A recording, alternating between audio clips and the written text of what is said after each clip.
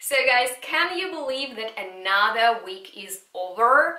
Time literally flies, and that means it's time to share with you my weekly fragrance rotation.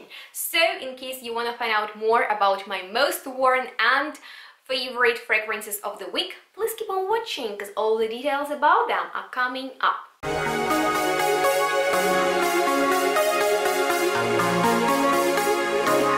Hello everyone and welcome back!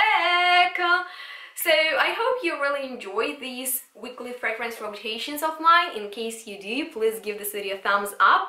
And of course, I'm curious about your most worn and loved fragrances of the week. Maybe you've been loving a few, maybe just one. Please comment them below. And without further ado, let's just jump right into my top selection of fragrances that I've been enjoying during the week. So the first one I have here is not only the most worn of the week, but in my top 3 of most worn of the year, perfume I fell in love with at first sniff and I keep on wearing consistently, which is a huge deal for me, guys, because to be honest with you, I don't wear fragrances over and over again. Not only because I get bored with them very easily, I'm very greedy when it comes to wearing perfumes because I'm afraid that I will run out of them, and not being able to repurchase them really drives me crazy. Probably very stupid. Let me know if you are the same, but I gotta be honest with you, I can't get over Mushin by Malek Perfumes. That comes in such an amazing holiday box, so in case you don't like to wrap perfumes and want one that will come to you already looking festive, Matthew offers this limited service at the moment. And the fragrance Mushin is so freakingly special to me that it became my signature scent, and every time I love it, I think this is the prettiest perfume ever. That was actually inspired by Matthew's most favorite place in the world called Kyoto, the city of thousand temples and also hometown of geishas. So although he worked in Tokyo for a decade, his favorite city was Kyoto, and so he created the fragrance that would remind him of temples and gardens there. And Mushin is a traditional incense perfume that is a very accurate reconstruction of temple incense you will smell wandering the streets of Kyoto in Japan. And although I've never been there, I can tell you that this perfume differs very much from other incensey perfumes that normally smell churchy. So they're heavy on olibanum or frankincense, and this one is not like that.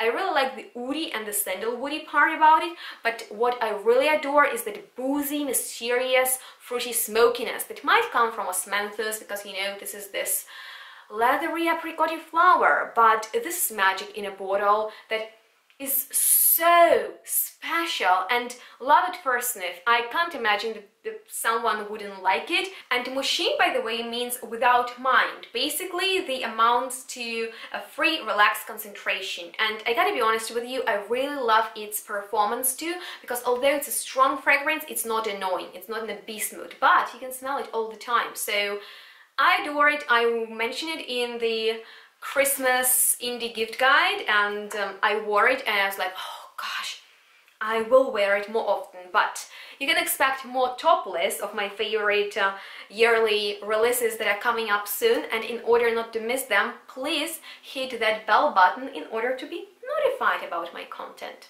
So guys, today I'll be showing you some perfumes in their pretty boxes, like this one from Maison brand that I really like because of their concept.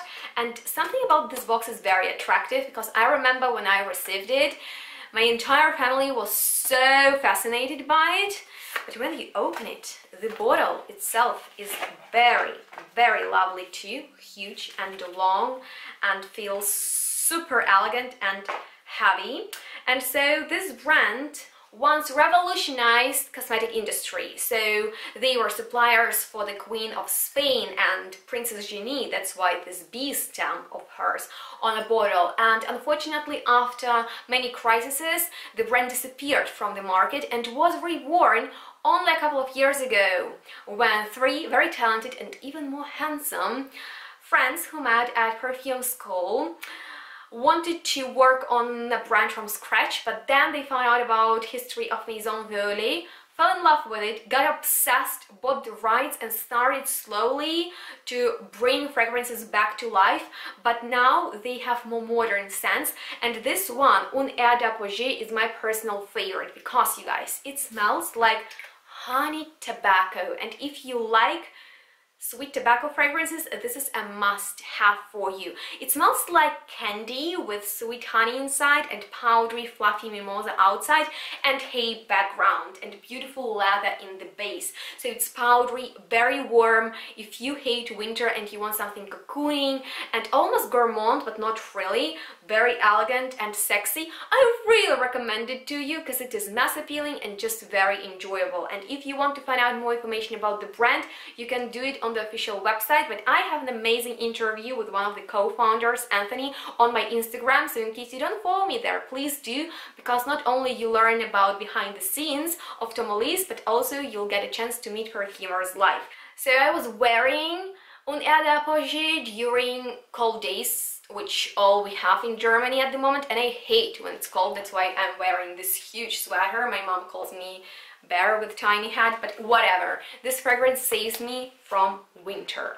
And in case you get interested in Maison Violet's perfumes, keep on your mind that I have a very generous coupon code with which you can save some money. All the helpful information you'll find down below in the description box. So let's talk about my work perfume that I wore on Wednesday, and that is actually last year's ANNAYAKE's limited edition OMIYAGE for her, that I fell in love with because of its makeup-y powdery sunscreen scent, and I justified this purchase because I decided to wear it to work. And on Wednesday I was literally freaking out, what should I wear? And then I remembered that I had it, so I wore it, and it was amazing because it's pleasant, powdery, sort of like this vitamin D in a bottle that we miss when it's cold outside and dark. So it's full hours of powdery perfumes, and actually, in my opinion, ANNAYAKE is this hidden gem brand, so next time you're in a shop, check it out, because their bottles are amazing. I had another limited edition a couple of years ago, before I started reviewing perfumes, and their prices are affordable and scents are not like other mainstream perfumes. Speaking of my wartime perfumes, the one I've wore today to work is